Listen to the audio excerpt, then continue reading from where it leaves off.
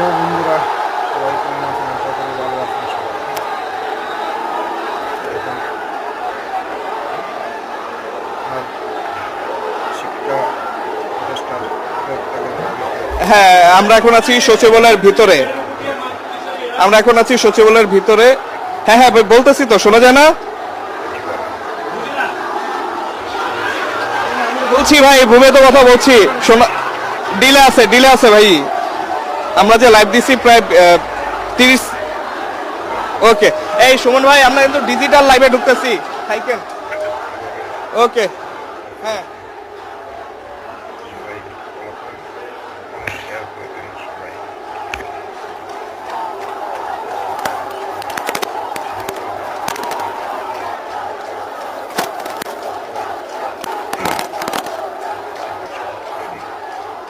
ভাই, হ্যাঁ আমাকে কিউ বললেন। ওকে,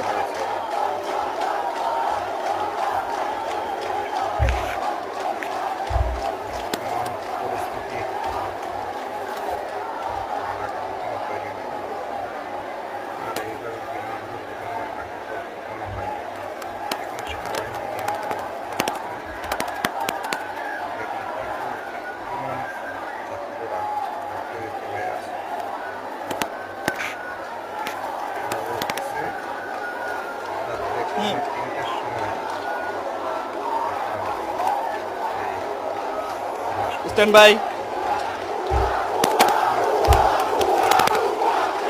ওকে ওকে, বলতেছি। হ্যাঁ বলতেছি। হ্যাঁ হ্যাঁ শুনতেছি ভাই, ফোনে শুনতেছি ভাই, একটু। ওকে,